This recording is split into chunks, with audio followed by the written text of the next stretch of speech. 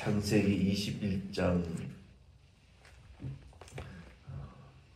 말씀의 기록에 보면은 하나님께서 이제 아브라함과 사라에게 약속하신 이삭을 주신 말씀이 기록이 되어 있습니다. 1절로 3절 같이 읽겠습니다. 여호와께서 말씀하신 대로 사라를 돌보셨고 여호와께서 말씀하신 대로 사라에게 행하셨으므로 사라가 임신하고 하나님이 말씀하신 시기가 되어 노년의 아브라함에게 아들을 낳으니 아브라함이 그에게 태어난 아들 곧 사라가 자기에게 낳은 아들을 이름하여 이삭이라 하였고. 아멘. 3절까지만.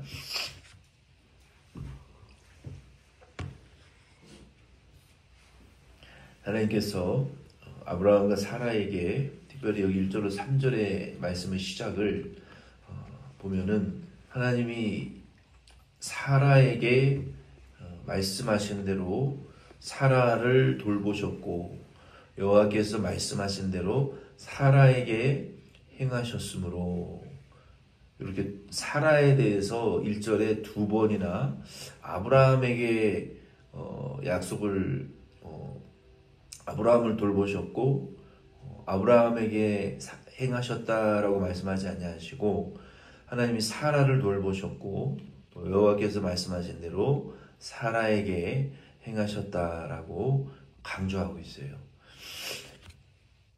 하나님께서 이 사라를 먼저 이삭을 주실 때 언급하신 것은 아마 사라의 믿음이 아브라함보다 나중에 온전케 된 것 같아요.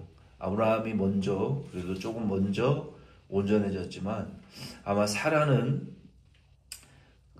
이삭이 태어나기 전까지 거의 못 믿고 그의 믿음이 불신의 상태에 있지 않았나. 그래서 하나님께서 두 번이나 사라에게 사라를 돌아보셨고, 이 사라를 돌아보셨다라는 히브리어 원어에 보면은 감찰하셨다, 사찰하셨다, 권고하시고 은혜를 베푸셨다라는 이런 의미인데, 하나님이 이 사라, 믿지 못하는 사라, 불신에 여전히 빠져있는 사라를 하나님이 긍휼히 여기시고 사라에게 은혜를 베푸시지 않았나라고 우리가 생각해 볼 수 있어요. 그래서 하나님께서 사라를 돌아보시고 사라에게 약속을 행하셨다라고 두 번이나 1절에 말씀하신 것 같아요. 여기 1절로 3절 말씀을 통해서 우리가 깨달을 수 있는 것은 낙심하지 말고 순종하면 때가 되면 하나님의 뜻이 이루어진다라고 여러분 믿으시기를 바랍니다. 어떤 목사님이 그런 얘기를 하시더라고요. 자기는 순교라는 말을 싫어한다라고 얘기를 하세요. 굉장히 유명한 목사님인데, 그래서 왜 순교라는 말씀을 싫어하시느냐 그랬더니 그분이 하시는 말씀이, 한국교회가 오랜 세월 동안 당장 눈앞에 보이는 병을 고치는 것에 많은 치중을 했던 시기가 있었다. 그래서 어떤 목사님은 눈에 보이는 은사, 눈에 보이는 가난, 질병을 해결해 달라고 우리가 한국교회가 1970, 80년, 90년대까지 외쳐서 교회가 많이 부흥을 했어요. 그리고 실제로 부자도 되었고 세계에서 8번째 잘 사는 나라, 항상 탑10 안에 들어가는 나라가 경제적으로 한국이 되었어요. 근데 한국의 교회는 지금 찌그러들고 있어요. 돈은 많은데 전도도 안 되고 선교도 안 되고 2세들이 다 교회를 떠나가고 있어요. 이민교회도 한인교회, 한국교회도 다 시니어분들만 모이는 공간으로 지금 찌그러들고 있단 말이에요. 왜? 사회적인 신임도는 바닥을 치고 있고 돈은 많은데 교회 건물은 크고 교회 재정은 빵빵한데 왜 전도와 선교가 안 되느냐. 그동안 당장 눈에 보이는 질병을 고치고 가난을 해결하려고 그렇게 어떻게 보면 기복주의 신앙으로 우리가 믿어왔지만, 그러나 우리의 마음은 너무나 허전하고 건물은 크지만 그 안에 하나님은 계시지 않는 것 같고, 자녀들은 교회를 다 떠나고 있고, 사회는 엉망진창이 되어가고 있단 말이에요. 그 목사님이 순교라는 단어를 왜 싫어하느냐? 우리가 주를 위해서 한꺼번에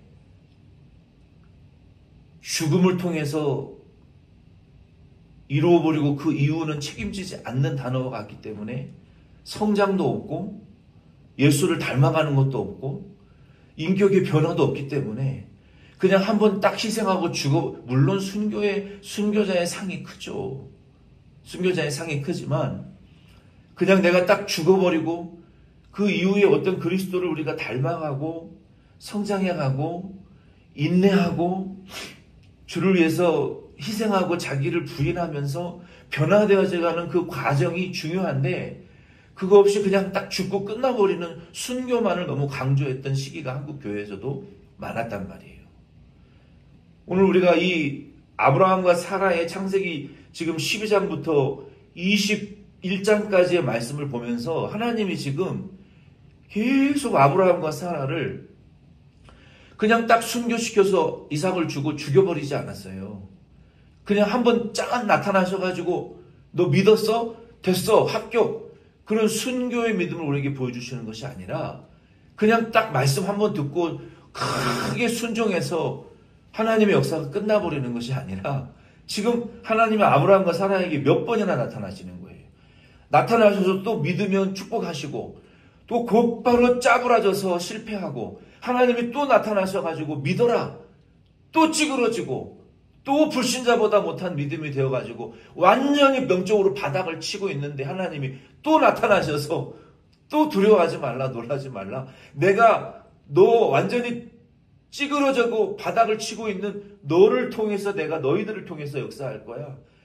너 경수가 끊어지고 자식을 낳을 수가 없는, 임신할 수 없는 89세이고 99세인 아브라함, 사라, 이스마엘이 아니라 네 종 여종을 통해서가 아니라 경수가 끊어져 버린, 임신의 능력이 끊어져 버린, 바닥을 치고 낙심하고 불신자보다 못한 믿음을 갖고 있는 아브라함, 사라, 너희들을 통해서 내가 역사할 거야. 지금 하나님 우리에게 순교의 믿음을 보여주고 계시는 거예요? 아니란 말이에요.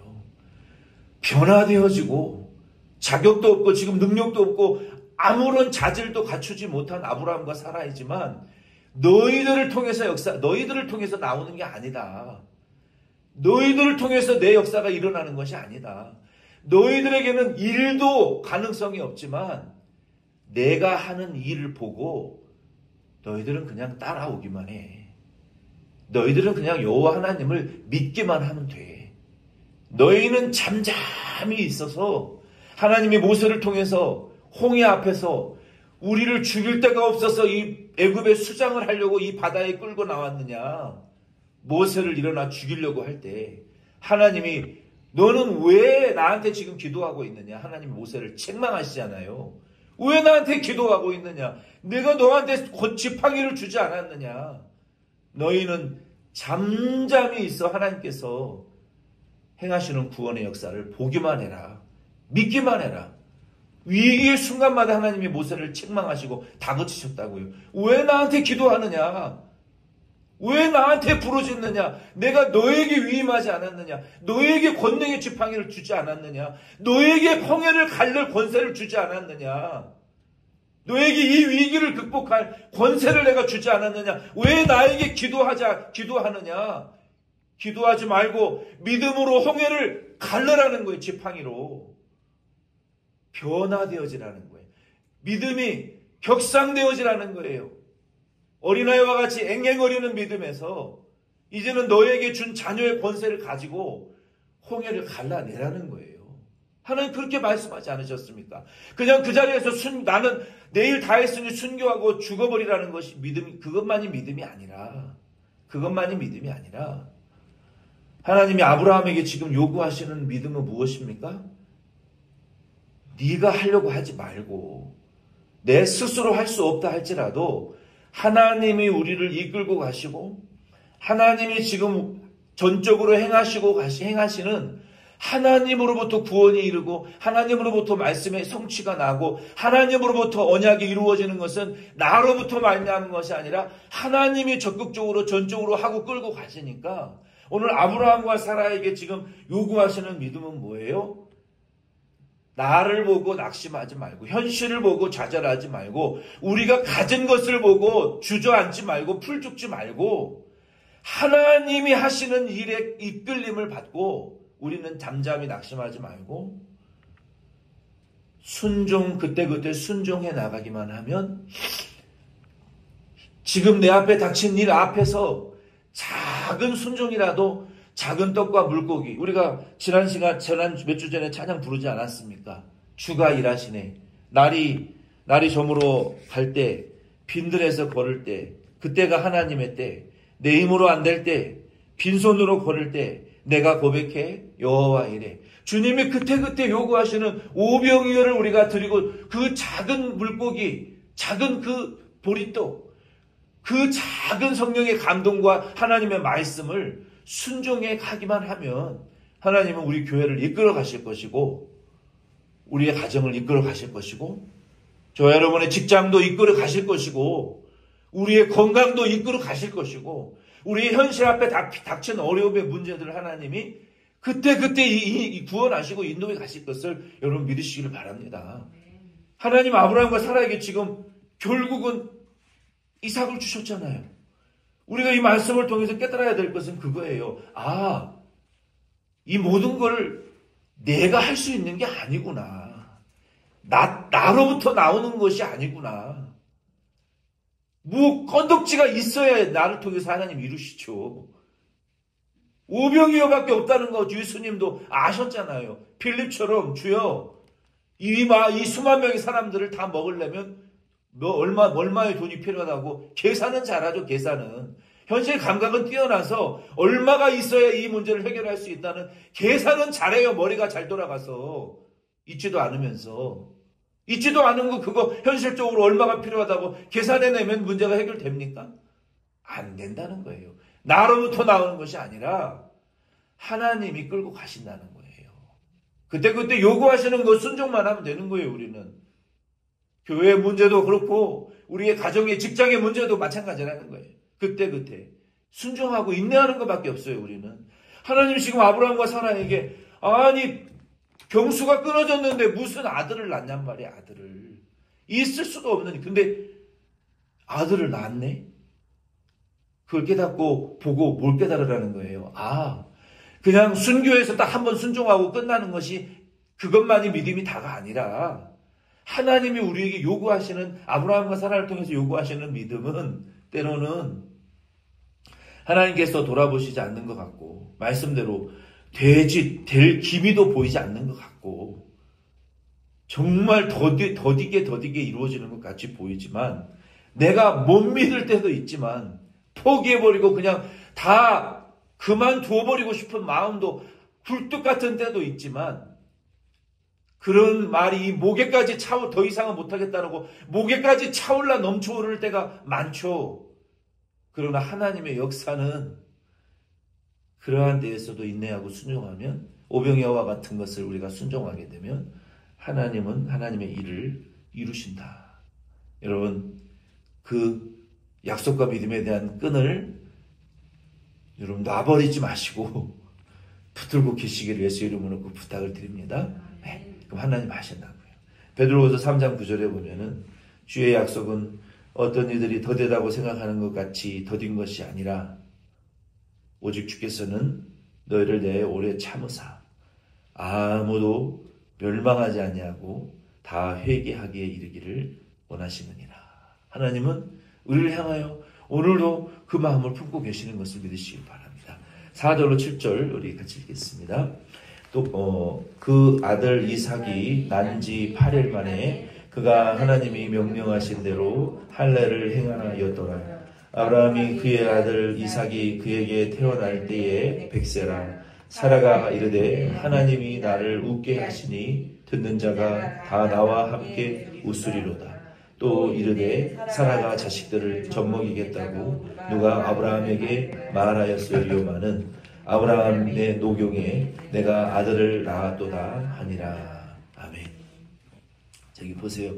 하나님이 이 아브라함과 사라에게 아들을 주셨고 17장 12절에 하나님이 이름까지 말씀하셨어요. 이삭. 하나님의 웃음. 이삭이라고 이름을 지으라. 근데 여기 사라가 웃었더라 라고 말했어요. 그러니까 아브라함과 사라는 하나님의 약속대로 약속이 이루어진 것을 보고 그 아들의 이름을 하나님 주신 대로 이삭이라고 하나님의 약속이 성취되었으니 그대로 이름을 지어줬다라는 것은 이름만 줘졌다는 것이 아니라 그때 비로소 깨달은 거예요. 아브라함과 사라가. 와, 하나님이 정말 일하시네. 우리는 아무것도 한 게 없는데 진짜 하나님이 하셨네? 이런 고백이 이때 나오는 거예요. 하나님이 하셨습니다. 그리고 앞으로도 그런 일이 또 생기면 아브라함과 사라는 어떻게 고백하는 거예요? 하나님이 하실 겁니다. 이게 진짜 믿음의 고백이 돼야 되는 거예요. 말로만 지식으로만이 아니라 하나님이 하셨네요. 지금 하나님이 하고 계시고요. 앞으로 하나님이 하실 거예요. 이게 진정한 하나님 앞에 믿음이요, 영광이요, 찬송이라는 거예요. 지금 사라가 그거 하고 있잖아요. 전에는 비웃었어요. 내가 무슨 즐거움이 있겠어. 임신도 못하는데 하나님이 나에게 뭐 자식을 줘서 내가 내 손으로 내 자식을 안고 제가 젖먹이는 그 기쁨이 있을 수 있겠어? 그거를 간절히 원했지만 근데 지금은 비웃음이 아니라 정말 하나님이 하셨다. 하나님 하신 일에 대한 너무나 감격과 감사와 영광의 웃음을 돌리고 있잖아요. 그리고 이 불순과 비웃음이었던 사라가 이제는 승리와 영광을 돌리는 웃음을 하게 하셨고, 그리고 주변 사람들도 무슨 사라가 아이를 낳고 젖을 먹이고 그와 아들 보는 기쁨이 있겠냐 했던 사람들도 정말 하나님 역사하셨네. 주변 사람들도 함께 웃으면서 하나님께 영광을 약속대로 될까 하고 비웃던 자들이 저 교회에 부응할 수 있을까? 비웃던 자들이 진짜 하나님이 하셨네 이렇게 하는 날이 오게 된다는 거예요. 그래서 이 말씀은 그리스도인들에게 지금 굉장히 중대한 이 모델을 우리에게 보여주시는 거예요. 그래서 바울은 로마서 8장 30절 말씀에 보면은 하나님이 우리를 만들어 가시는데 로마서 8장 30절에 이렇게 말씀하셨어요. 제가 몇 주 전에 말씀드렸잖아요. 우리 교회는 믿는 상태로만 머무르는 교회가 돼서는 안 되고 믿음에서 거룩한 교회로 자라가야 된다. 거룩한 교회에 멈춰있지 말고 거룩한 교회에서 영광스러운 교회로 승격돼야 된다. 영광스러운 교회에서만 머무르지 말고 아들 예수의 형상을 닮은 그런 형상으로 우리가 자라가야 된다. 바울은 이에 대해서 로마서 8장 30절에 우리 믿음의 이 과정을 이렇게 설명하고 있어요. 또 미리 정하신 그들을 또한 부르시고 그 부르신 상태에 머물게 하지 아니하시고 부르신 그들을 또한 의롭다 하시고 의롭다 하신 이들을 그 자리에 두지 아니하시고 그 의롭다 하신 그들을 또한 영화롭게 하셨느니라 라고 말씀하셨어요. 하나님이 지금 아브라함과 사라를 통해서 그리스도인들이 교회가 요렇게 되어져야 된다라는 모델을 우리에게 보여주시는 거예요. 미리 택하신 교회를 우리를 부르시고 예수 안에서 부르셨잖아요. 저와 여러분들이 부름받았어요. 예수 안에서. 그렇죠? 예수 안에서 우리를 부르셨단 말이에요. 근데 그대로 두지 않으신단 말이에요. 하나님의 문제는 우리를. 고난을 통해서 우리를 부르신 자들을 어떻게 하신다고요? 의롭게 하시고.